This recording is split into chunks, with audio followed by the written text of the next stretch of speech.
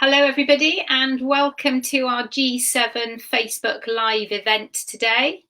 Thank you for joining us.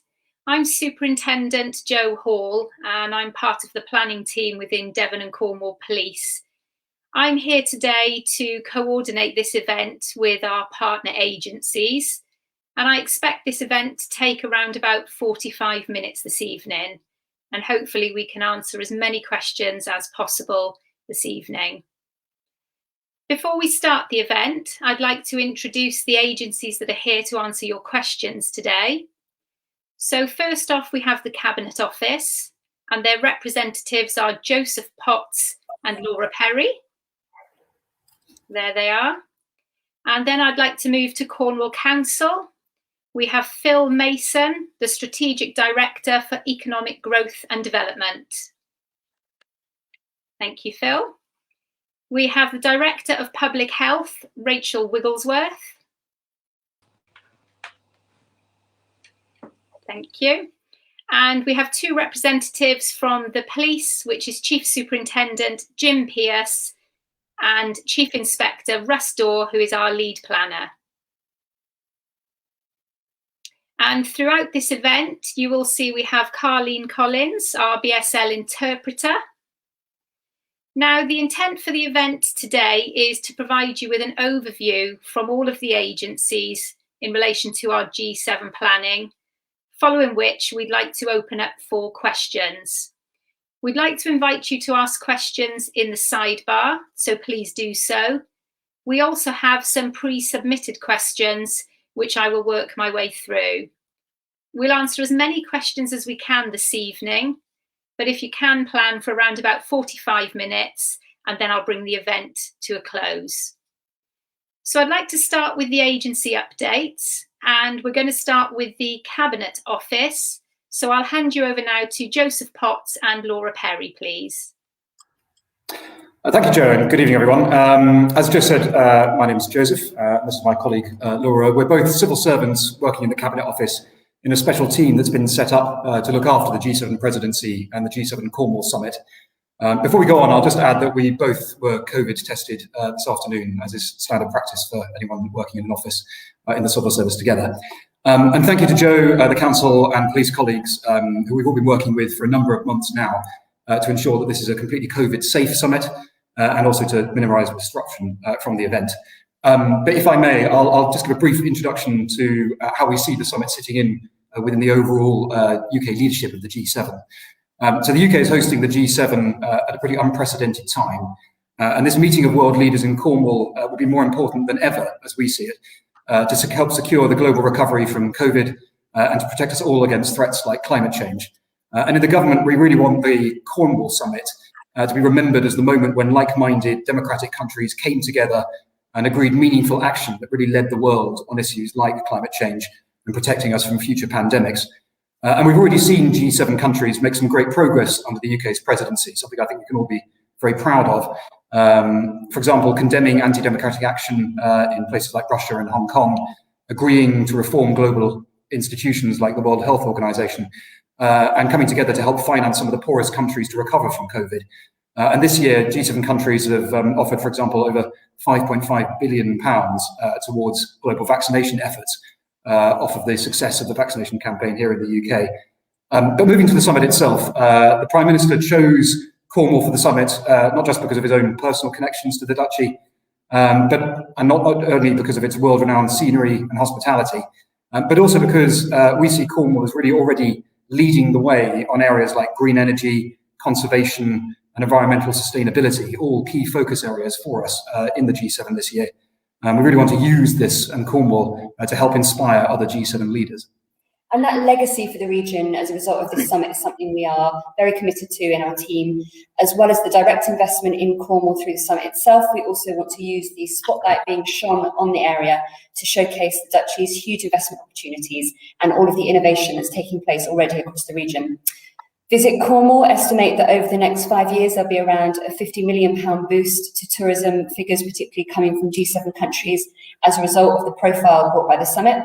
But we want to go much further than that. And as you may have seen, we've announced that there'll be around £8 million of government funding to improve the facilities at Newquay Airport, which will also help it to become one of the UK's first satellite launch sites, which in the coming years will be worth hundreds of millions of pounds to Cornwall. Parts of Cornwall are also going to benefit from some of the fastest internet on Earth from next year under the new £5 billion government gigabit fund. This will benefit freelancers and tech innovators in the region. One example of that is Affinity, which is a Truro-based digital agency who designed the G7 website. We'll also be announcing some more investment in due course, including how we're going to make the summit carbon neutral, how we're going to invest in local biodiversity and nature recovery projects, and also set out some details for a cultural and schools programme to take place as part of the summit. All of what we've talked through today, we're working hand in glove with our partners at Devon and Cornwall Police and Cornwall Council as part of the planning, and that ranges from issues around security and COVID and everything else that we'll be touching on this afternoon. Back to you, Jo. Thank you, Jo. Thank you, Laura. Okay, so the next update for you is from Cornwall Council, and I'd like to invite Phil Mason, Strategic Director for Economic Growth and Development, to talk to you. Thank you, and thank you to government colleagues. I'm really pleased to be taking part in this panel tonight alongside my colleagues in government and in Devon and Cornwall Police, and to hear directly from people your concerns, your thoughts, your questions, so that we can listen, and listening is really important, as well as trying to answer all of your questions. It is certainly an honour to be chosen to host this event in Cornwall, and this summit is going to mean a lot to the Duchy.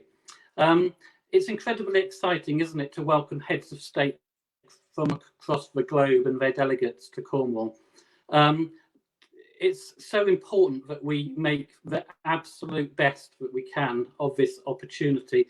It's 11 weeks away. We haven't got all of the answers yet. We'll try and answer questions as best we can, but some of these things are being worked out as we speak and as we go. So sometimes we'll have to say that isn't yet resolved, but we'll let people know as soon as things are. We know that people are concerned that we're still in a pandemic, that we're emerging and that things are looking better, hopefully, as we come into the summer. But we know that people are still concerned, and our Director of Public Health will talk to you in a moment about how we are planning to make Cornwall as safe as possible, built on the legacy of the work that we've done over the last year. We're busy making plans with partners. I host something that we call the Legacy Board. I'm chairing that, and we're involving as many partners and stakeholders and as many people across Cornwall as we can, because we have to make this event for all of the people of Cornwall and for the whole of Cornwall. We're going to have Cornwall on a global stage, and it's important that we make the best use of that. It is going to be important for tourism and hospitality this summer. It's important that those sectors have a boost. We want people to be re-employed and continue to be employed in those sectors. And that is critical to quite a lot of employment and quite a lot of people across Cornwall. But the legacy from the event needs to be a lot more than that. I'm really pleased to hear the commitment to the event being net carbon neutral. We are expecting to have some good announcements about investment in things like habitat and restoration and improvement for Cornwall. So real things that will leave a lasting legacy as we go forwards. We definitely want to take the opportunity to grow business and create jobs in Cornwall and improve job prospects for people. And you've heard some of that in terms of the commitment to fast broadband infrastructure, or even faster broadband infrastructure, which will help to do that. And we'll also provide a platform in the future for a rollout of 5G in some of our towns and across Cornwall.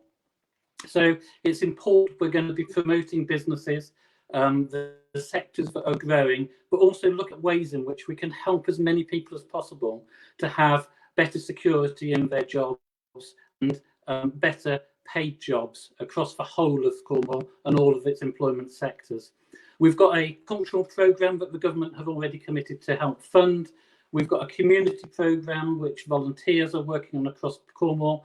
And we are ourselves leading on a programme called Inspire a Generation to ensure that children and young people are involved as much as possible. Because if anything, this event is for our children and young people, because it's for Cornwall's future. So it is Cornwall's moment.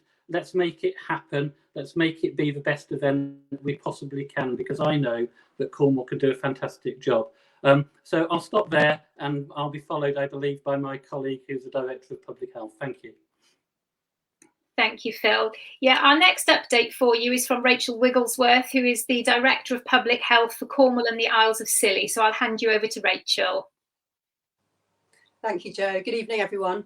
So G7 is without a doubt a real fantastic opportunity, which Phil has just outlined, but particularly as I think as it focuses on the important issue of climate change. But holding it during a pandemic clearly does come with some public health challenges, and I think it's only natural that people might have concerns about this. So with this in mind, I would like to reassure our residents that the health and safety of people living here and visiting will always be at the forefront of all of our planning around this event. And we have shown over the last year of the pandemic that nothing is more important to us than protecting our communities. And we have been able to do that effectively in Cornwall. So we're now working closely with colleagues in the police, in Cabinet Office and other partners to identify and consider all the necessary safety measures that need to be in place in order to mitigate the risk from COVID and other health issues. And we're thinking not just about the delegates, but also about the media attending, the extra police required, and all the other measures that might be needed for the benefit of the local community. So some decisions will need to be made closer to the time of the event, based on our local evidence and the national situation and the COVID case numbers at the time.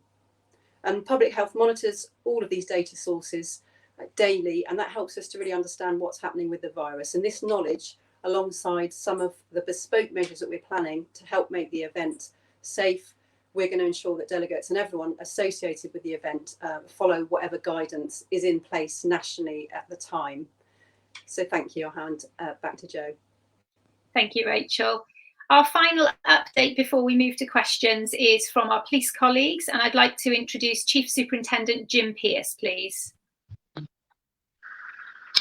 Thank you, Jo. Good evening, everybody. My name's Jim Pearce and I'm the Policing Commander for Cornwall. The responsibility for the policing and security of this event has been devolved to Devon and Cornwall Police, and so to our Chief Constable, Sean Sawyer. Devon and Cornwall is very much in charge of the policing of this event, not any other police force. And I raise that specifically because I'm continually asked whether maybe the Metropolitan Police, for example, will be coming to deal. They won't. The senior commanders from our force will be the decision makers around how our resources are used. There are 4 venues that we'll be focused on, and I'm sure that you know this, but the main venue being Carbis Bay in St Ives, just outside Tregenna Castle, Newquay Airport, of course, has been mentioned, and the Falmouth Maritime Museum, which will host the media centre.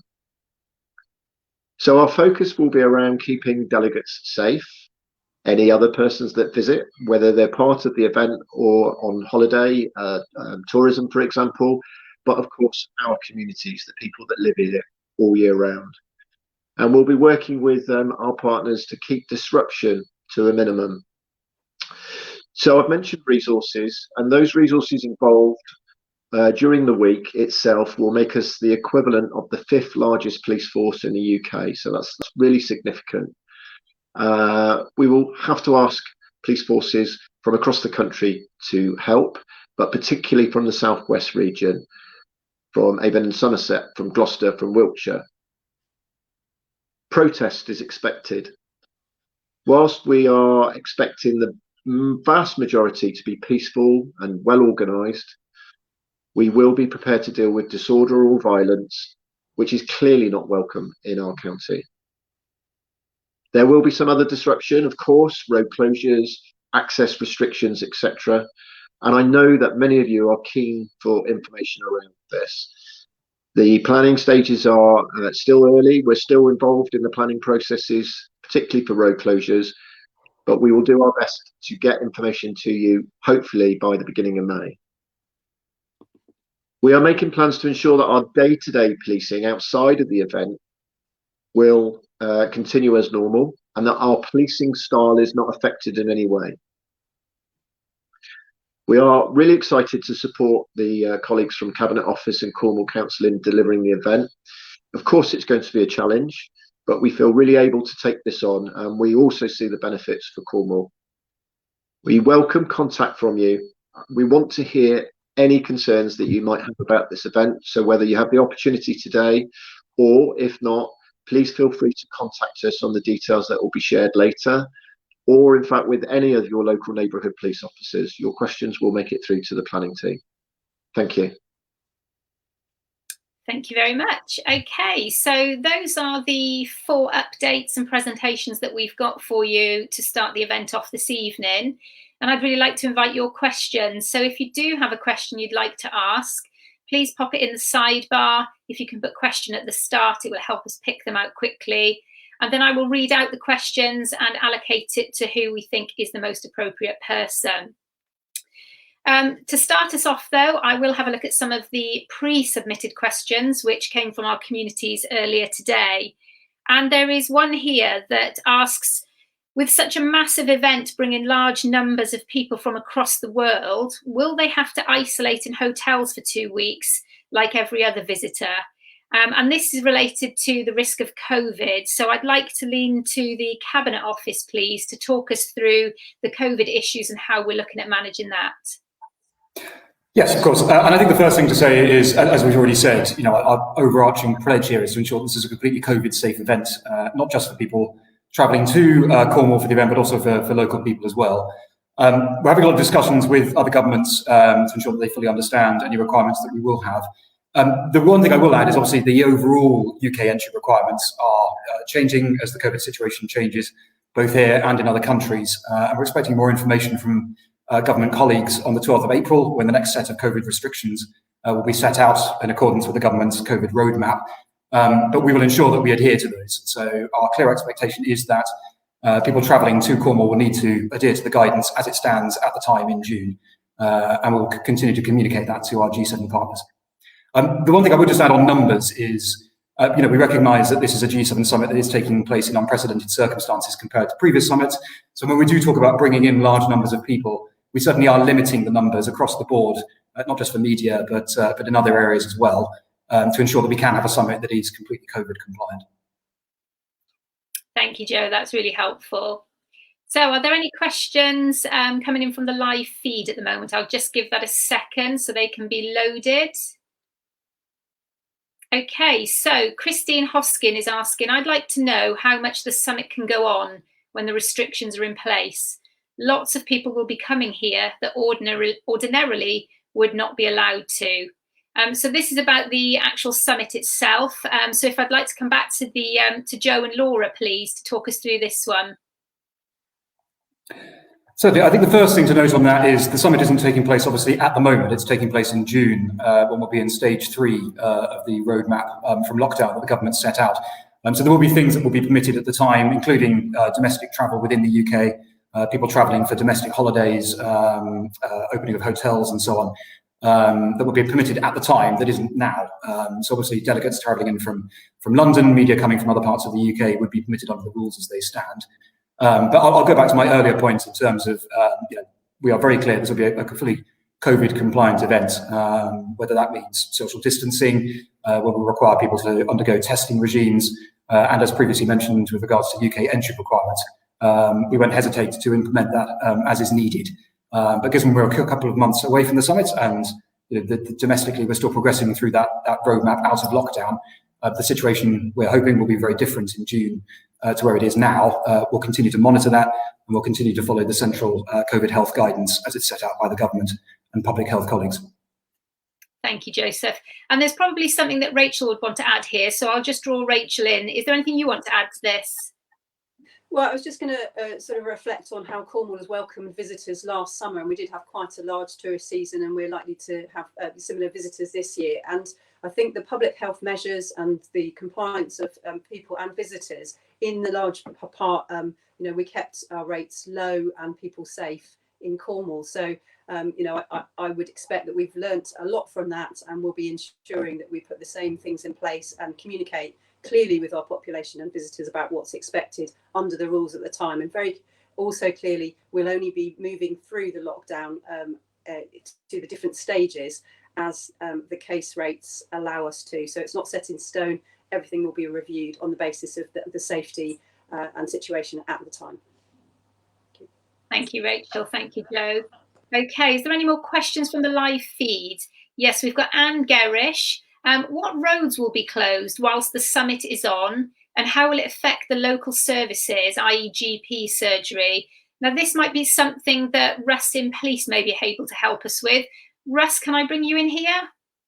Yeah, absolutely. Thanks, boss. Yeah, so just to give a bit of an overview of where we are. So we're working very closely with the FCDO, Devon and Cornwall Development Office, and their traffic management company to work on the road closures and the necessity for those as part of the security operation.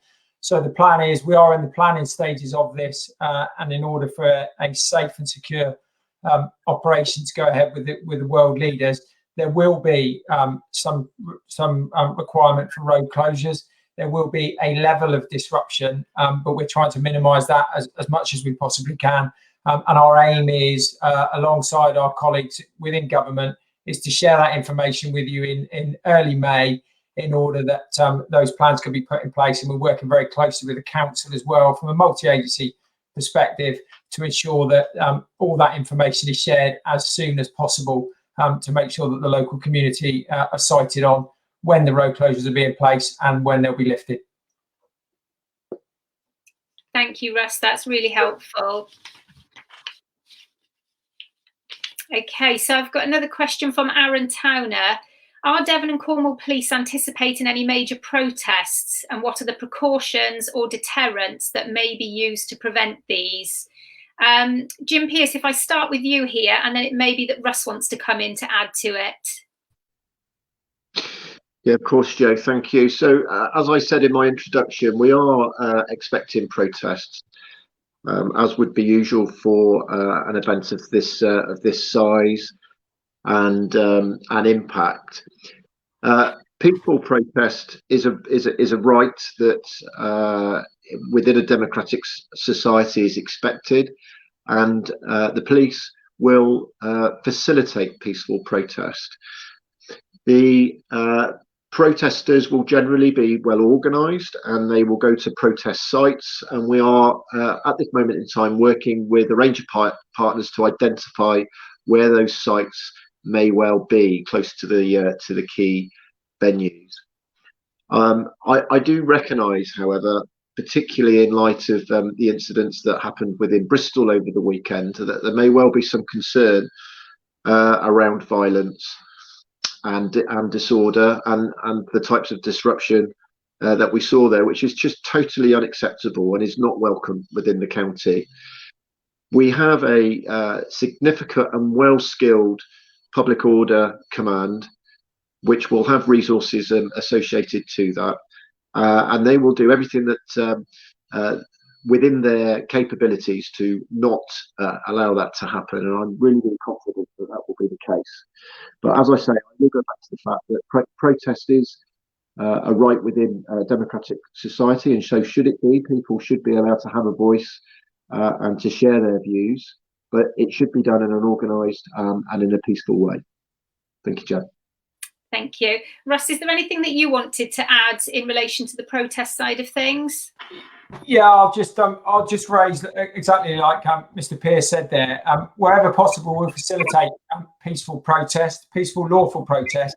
But what we can't allow is protest that places the protesters themselves, the public, the wider public, or our communities at any risk. So, like the boss says, please engage with us if you are contemplating protesting. Then please link in with Devon and Cornwall Police. We will support you. We'll facilitate that protest wherever possible, and that will be my plea to all the groups out there. It's just engage with us at an early stage, and we'll be there to help you facilitate. Thank you, Russ. So we've had another question coming from Jane Warren. Can we have some specific examples of how the summit will benefit the Cornish economy apart from tourism? And I wonder whether I can go for Phil for this question, please. Thank you. Yes, by all means, and thank you very much for the question. of course, it is important for the tourism and hospitality sectors, and as I say, those sectors are in real need of a boost, so this is very welcome for them. But Cornwall is and has to be a lot more than that. We've already touched on the investment that is being made by government into Newquay Airport. Now, that isn't just in respect of flights coming in or out. It's that investment will really help us grow jobs and employment on our sites and our land around the airport, particularly in aeronautical and space sectors, and employment that's connected to those sectors. So that investment in itself will be a permanent legacy, which will definitely help us create jobs by encouraging businesses to locate in that location, because we've created the capacity to do that. So in the same way that the investment in broadband, ultra-fast, the fastest on earth is being quoted, broadband, will help businesses. There are a lot of businesses in Cornwall trading online and dependent on upload and download speeds in Cornwall. We want them to have the best because we want to have that advantage in terms of people being able to create those investments in businesses and create jobs. And those jobs are well paid, and they are jobs which are jobs that you can do from many different premises and many different places across Cornwall. So why wouldn't people want to create those sorts of jobs here? We have a significant amount of people in Cornwall working in our cultural industries. The government have already committed investment for events and other showcasing that's taking place. So we hope that positioning and showcasing the products and the offer from Cornwall on a world stage will boost those businesses in the way in which they will be able to sell globally and get additional investment in.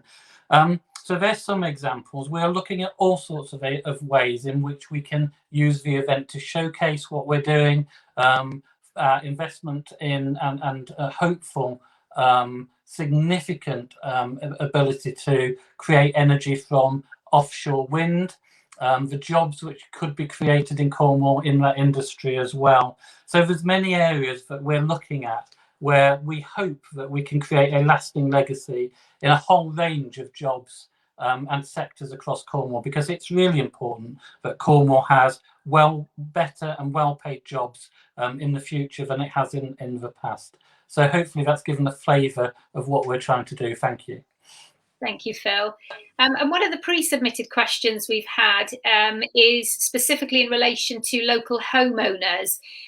Now, I would ask the Cabinet Office to deal with this, but it may sit better with Russ within the police because it does link to the security issues that we're looking at.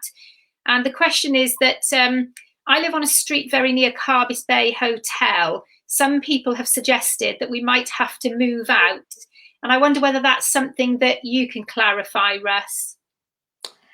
Yeah, so at the moment, we're reviewing those premises that are really, really close to Venue 1, so Carbis Bay. At the moment, we can anticipate those that have direct site or are very close to Carbis Bay. There will be a level of vetting and accreditation that's required in order to be either within or very close to the secure perimeter. So at the moment, we're looking at vetting and accreditation. That's led by the Foreign and Commonwealth Office, supported by the police. And obviously, with regard to people being asked to move out of their homes, certainly that's being reviewed, but it's not something that we've approaching at the moment. It's more around that vetting and accreditation. So looking to mitigate the need to move people out in different ways. Absolutely. Okay.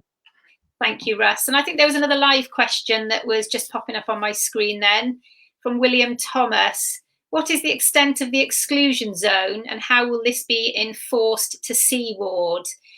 Russ, I think I have to bounce this one back to you as part of the planning team, I'm afraid. We're keeping you busy, aren't we? Okay, yeah. With regard to the exclusion zone, that is an area that we're looking at.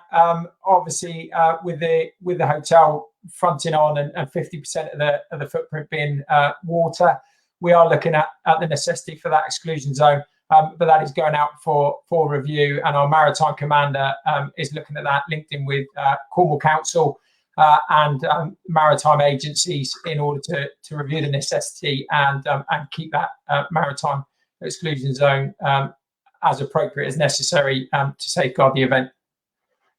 Thank you, Russ. And one of the other pre-submitted questions I think is helpful to bring in here, and perhaps the council can help me with this. So a lady has asked us, how will we be able to drive to supermarkets for click and collect? The reason she's asking is she shops for 6 vulnerable households. And Phil, I wonder if I could draw you in here to discuss any impact on vulnerable communities. I think that thank you, it's a really good question, isn't it? Because we have to look after everybody in Cornwall, and I think that's the special thing about Cornwall, is that we are so committed to that, and there's so many people across Cornwall that want to do that.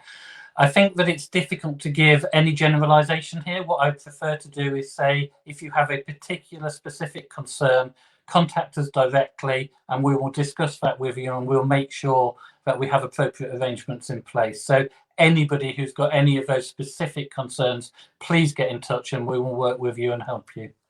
Thank you, Phil. And that's a really bespoke way of dealing with that question. So thank you very much. Okay. So we've got Sharon. Forgive me if this question has already been asked, but is the funding for the police being met by central government or Devon and Cornwall Police? If I can bring in Jim Pearce for this one, please. Yeah, thank you, Joe. So part of the planning is very much around, as has been spoken about quite a bit, around resourcing, around the extra security measures, some of the extra and specialist equipment needs to be brought in, and of course this all does cost money. The government with this event does pay back Devon and Cornwall Police for their expenses, and to a certain extent to Cornwall Council as well. So I can reassure that this event will not come out of taxpayers' money within Cornwall. The footprint in the main is covered. Joe, thank you. Thank you very much. And Jenny is asking, really helpfully, because this was also a pre-submitted question. So will the Southwest Coast Path still be accessible? Russ, I think you might be able to help us with this. This links to the routes and exclusions. Yeah, absolutely. The intention is, from a security perspective, is for that part of the Southwest Coastal Path to be closed for the period of the core event. Obviously, we know it does cut right the way through the back of the Carbis Bay Hotel. So that's being planned. Obviously, a small diversion will be put in place to keep the route other than Carbis Bay open. But the anticipated plan is to close that part of the coastal footpath for that short period of the event. And Russ, while we've still got you here, the pre-submitted question also talks about the railway line and whether or not that's going to be closed. Is there any update that we can share in relation to that? Yeah, that's still in consultation with the Department for Transport, British Transport Police and ourselves with regard to the closure of the railway line. Okay. And I guess that these links in with the other road closures that you mentioned earlier, that when you've got that information and dates, you'll be able to share that. Yeah, absolutely. And it will be risk-based around the threat and risk and the necessity for any of these roads or coast paths or railway lines to be closed. It's very much based on a threat and security risk basis. Thank you, Russ. Okay, so Ken is asking us, how many site visits did the Cabinet Office make before deciding on the suitability of the Carbis Bay Hotel as the venue? If I can bring Joe and Laura back in here, please. Yes, thanks. I don't think we can give a definitive answer to that question. Clearly, over the summer, several locations were visited, and since then visits have been made as we begin to prepare for the summit itself, and several venues were looked at, and now we're proceeding with the venues that were set out at the beginning of the call. Yeah. Just the one thing I would add is, the choice of Carbis Bay was something that the Prime Minister himself was keen on, and the choice of Cornwall, of course, overall. So that was a decision that was ultimately made by the Prime Minister as the host of the G7, as a location where he wanted to welcome his fellow world leaders. Thank you both. Okay, so we've got about 10 minutes of the event left. So thank you for joining us at the G7 Leaders live Facebook event. We'll work our way through some more questions. We've got one here from Jenny. Is the destruction at the Carbis Bay Hotel being allowed simply because of the G7 summit? And if so, what about local people who live here, who are horrified by what is happening to where we live, just to satisfy people who will probably never come here again? And Phil, can I start with you for this question, please? Thank you. Yes, by all means, and thank you for the question. And the council does understand the strength of feeling around the issues about the development which is taking place or started to take place at the Carbis Bay Hotel. A planning application has been lodged with the council, and people are welcome to make comments on that planning application. It's normal that we process an application and we determine that application before we take any further actions, because of course planning permission might be granted for those works. Alternatively, planning permission might not be granted. So we have a planning enforcement case running alongside the application, and depending on the outcome of that application, then we will determine what steps we take next. Applicants are always advised if they've undertaken works, they're at their own risk, and that's exactly what happened in this case. But legislation in terms of planning doesn't make it an offence for anybody to start works without planning permission. And we don't have powers to just halt works whilst we determine the application. So we have looked at the things that might be an offence, and the Forestry Commission have confirmed that the tree felling that happened didn't contravene the Forestry Act. And I know that the police and our ecologists have investigated issues around badgers and badger sets. So we are confident at the moment that no legislation has been broken. So what we're doing is processing it in the exact same way that we would process any other development that has started prior to permission being granted. What I can't give is a timescale for that application to be determined for two reasons. One is we sometimes and quite often find when we start looking at an application, we need further information. So there's sometimes a delay in being able to receive and process that information. And also that the local divisional member, the councillor for that area, has indicated that she would like the application determined by a planning committee rather than an officer under delegated powers. And we, because of the council elections, don't have any more of those committees until the month of June. So at the moment, we don't know when that application is going to be determined, but I can confirm it's been determined in exactly the same way that any other application or any other development that has started but a planning application had been made would be determined. So we're treating it exactly as if it was anybody else and anywhere else for any other purpose. Thank you. And Phil, can I just stay with you for a moment? There's been some questions that were pre-submitted in relation to badgers and concerns around badger sets. And I believe that the council has been involved in that. Are you able to provide any answers or reassurance around badger sets in the area?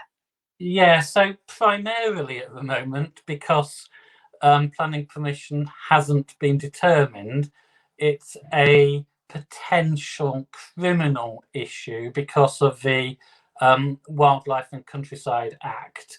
But I know that in partnership, our ecologist visited the site with the police, and that there had been, we know, a badger set on site previously, but we also know that that badger set was removed back in 2015 or shortly after under a proper license from Natural England and using the correct methodology to do that. So although we have found evidence of badgers in the locality, there isn't any evidence at all that badger sets or activity on the ground have been harmed from the development works themselves. So I believe that we're confident at the moment that no wildlife crime offences have been identified in relation to that activity. So the impact on badgers in terms of the Act, we are confident that that's acceptable. But of course, we will be looking at the wider issue of the impact upon habitat and ecology during the consideration of the application, because they are issues that have to be considered during the determination of the application, and they will be taken into account before any final decision is made. Thank you. Thank you, Phil. And you've mentioned there about potential wildlife crime. I wonder, would it be helpful to bring in Jim Pearce from the police in relation to that matter? Yes, please. Yeah, thank you, Phil. I think Phil's done a good job in explaining the specific issues in relation to the allegation of the badger sets being tampered with through the current works. If I could just sort of lift it to think about the sustainability and environment issues in the whole, and I just really want to reassure that we take these matters extremely seriously. We have a rural crime team, which are specially trained officers that work with partners and colleagues from either environmental groups or wildlife, National Trust, Natural England. And if any allegations in terms of these types of things occur again or continuous, then we will absolutely look and investigate. But as Phil said, with this particular issue, whilst there was presence of badgers, there was and these are experts talking, so it's the Cornwall Council expert plus somebody from the Cornwall Badger Group. They were not able to say that there were any sets tampered with or any issues at this moment in time. So as such, no crimes to investigate. But that doesn't mean that if something doesn't occur later on in the future, we wouldn't look at it again. And I think just finally, in terms of any further issues, what we're keen to do is to set up a working group, a task and finish group with specially skilled people from those organisations that I've mentioned, where we can come together and perhaps do a more formal assessment of any future works. So whether that be from the hotel or whether that actually be because of the security of the event, so that we can get really good, sound, professional advice before those works continue. Lovely, thank you. Okay, so that helps out with some pre-submitted questions we've had as well. I think we've got time potentially for one or two more questions. We've got Susan asking, I live right behind Tregenna Castle. If the only road is closed, how will I get to work? Russ, can I bring you in here? Because this is around the road closures that you were able to help us with earlier. Yeah, absolutely. Again, I'll go back. It forms part of that planning that's currently undergoing with ourselves, FCDO, and their traffic management company. We are trying to reduce any disruption, and obviously we'll let you know as soon as possible with regard to what times those closures are on and what that impact is. Clearly, we'll be looking to develop some form of diversion route. I appreciate the main road is the only real main road in and out of St Ives. But our aim is to reduce that impact on the local communities, and we will update you as soon as we possibly can with what that plan looks like. And I understand, Russ, there is significant work going on around that planning to try and really keep the minimal disruption to our communities. So that does take some time. Yeah, absolutely. It does take time. It does take time to plan that. We obviously have to publish what those road closures look like to our local communities and the councils, so they can get their services in and out during the weekdays. So yeah, it's part of a much wider plan and forms the whole transport plan around the leaders and the communities and the impact that can have on each of those groups. Thank you, Russ. So Dawn, will local schools be closed and school buses to Penzance rerouted? Phil, this is schools related. I wonder whether you might be able to help with this. Thank you. Yeah, thank you for the question. It's a question that I can only answer as a probably. I don't think that we would want schools to be closed because of the event. We are certainly working on all of the highway closures because the council acts as both the highway authority and our duty is to plan for school buses as well. So I know that my teams are working really closely with the police and the event organisers to ensure that all things that need to happen can happen as best as practically possible. So as I say, I can't give confirmation on this, but I don't believe that schools would need to close. And of course, if we are going to reroute any school buses, then we will ensure that people know what that means and we would try and minimise the impact of that as far as possible. So we're involved in all of those things, and currently we are working them out. Thank you. Thank you, Phil. So Black Voices of Cornwall is asking, who is offering consultation on the cultural events planned for G7? And I wonder if I can come to Joe and Laura from the Cabinet Office to help us with this one. Yes, you certainly can. We're delighted to talk about our cultural programme. It's very much in development at the moment. If people listening would like to get in touch with us, we have a mailbox which is g7correspondence@cabinetoffice.gov.uk. So please do send us your ideas. As I say, we've got an announcement to make in due course around the partnerships with existing cultural organisations who will be providing a kind of umbrella for our cultural programme. But we absolutely want to use the summit to showcase the best and brightest in Cornwall. So look out for more detail, and please do get in touch with us if you have ideas.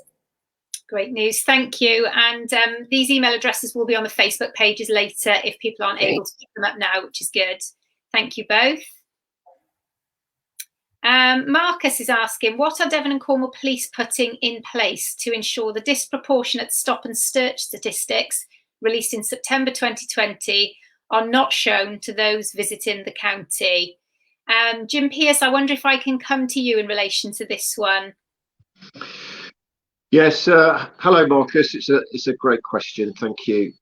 So Marcus will know the work that Devon and Cornwall Police have been doing, not just in Cornwall but across the whole force area, around the scrutiny of the stop search figures, around educating our staff to make sure that the reasons for stop search are absolutely appropriate and proportionate, that there is management review, particularly at that sergeant supervisory level, that body worn video is worn, and so on. Those measures will, of course, continue into the event and beyond. But I think there is particular concern with those officers that might be visiting to us on what we use the term mutual aid. So, as I said right at the very beginning, there will be a significant number of resources coming into the force area to assist us. Many of those officers will come from the region, and within the region, policing practices are very consistent, and they will be used to the types of conversations and the performance management and the scrutiny that I've just described. However, even if that is the case, or if they come from further afield, then the expectations of what Devon and Cornwall Police think and expect of those officers when they are deployed within our force area will be shared with them on a number of different occasions. We will also be putting local commanders alongside those officers that are attending, and we will be putting measures in place to review things like stop checks and use of force forms, and all of those things that Marcus maybe and others will be concerned about during the event and after, so that we can review. I think outside of that, there are some opportunities to get the community involved with the policing of the event, and I know that through our diverse community teams we're looking to bring together some of our key people that are already working with us as independent advisors, just to be that critical review of our impact within the community and the assessments and otherwise that policing, security and actually the broader event may bring with it. So hopefully, Marcus, that goes some way to answering that question. Thank you. And I think we've got some more questions, so I'll keep going for a little bit. So William Thomas is asking, we have 3 churches in Carbis Bay, dentist shops and a cemetery. Can you guarantee that access to these will be available during the summit? Question for contingency planners. So Russ, here's one specifically for you. It does link in with the routes that you were talking about earlier. Could you add something to this one? Yeah, I can't guarantee that there's going to be access to all of those at all times throughout the event. As I've said before, there will be a level of disruption. We're trying to minimise that the best we can, but there will at times during the event be disruption, and I can't guarantee that there will be unlimited and unimpeded access to those sort of venues. We will do our best, and we will keep you in the loop through the engagement hub with Devon and Cornwall Police and our partners working in a multi-agency environment. We will try the best we can, but I can't guarantee that, no. One thing we are, when you talk about the engagement hub, is one thing we are looking at doing. We've got a team of neighbourhood officers that are working locally to help provide information and reassurance to the community.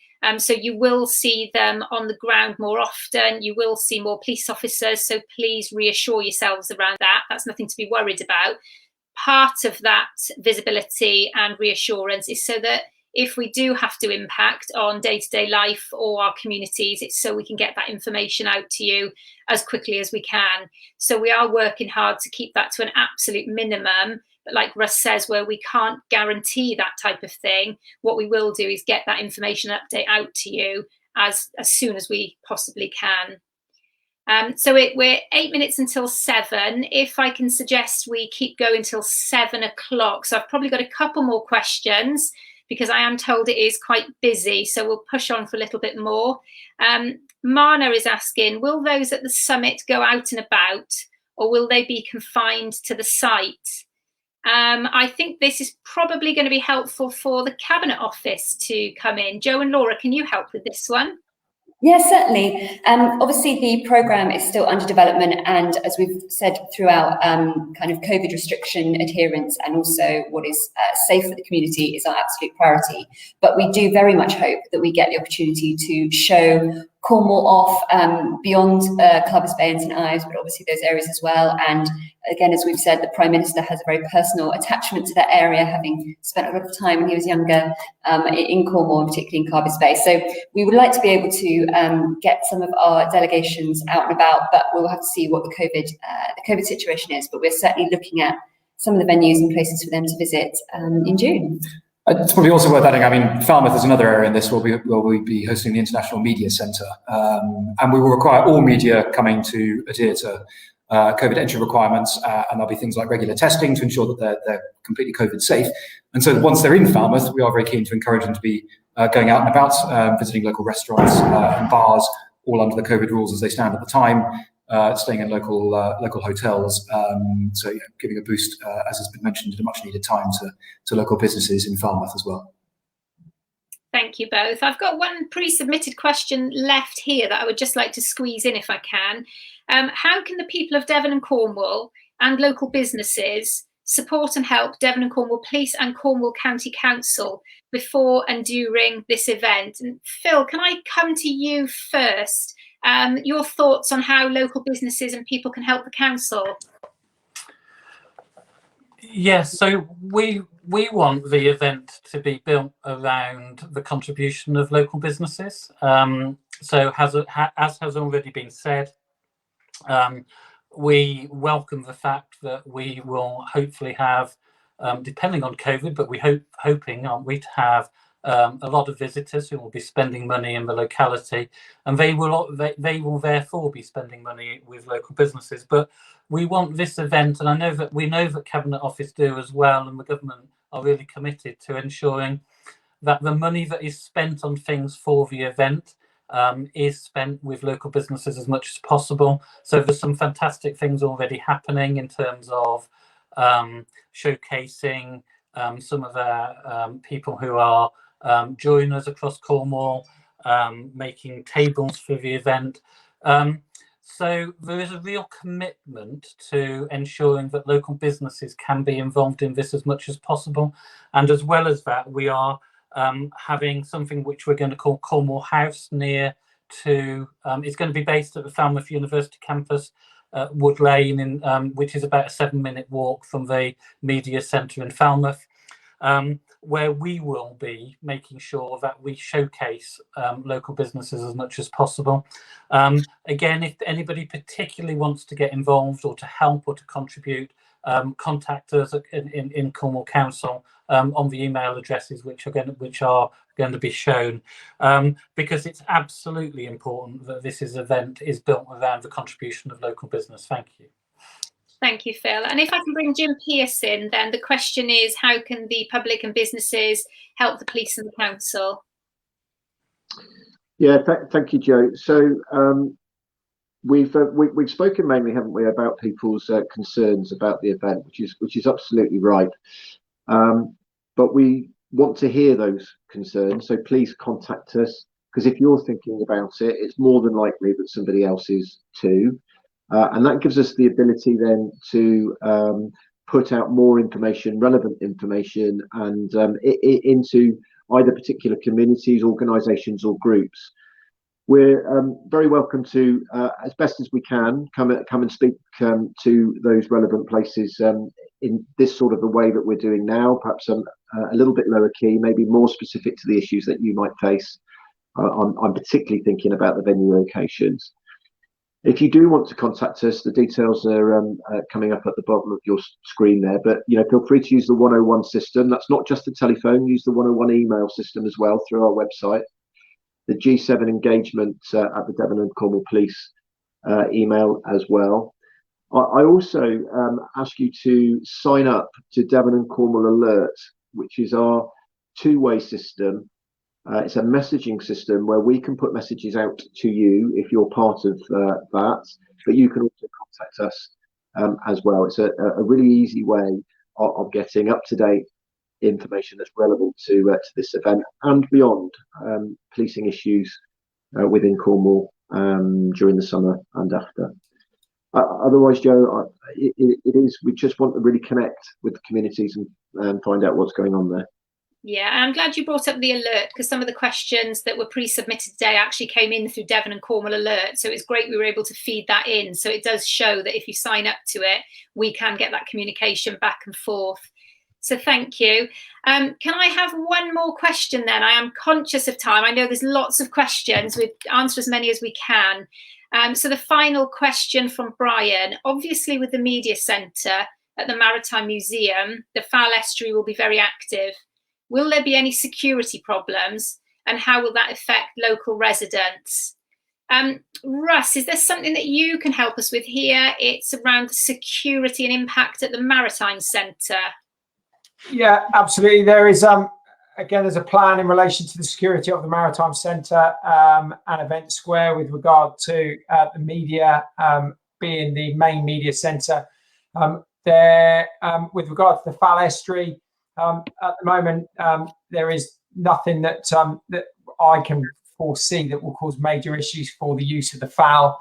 We're obviously working very closely with the Maritime Coast Guard agencies, the local harbour masters, etc. And again, if there are any alterations to any legislation or regulations with regard to the estuary, that will be shared as soon as we possibly can. At the moment, the real focus is on securing the media location in and around the Maritime Museum.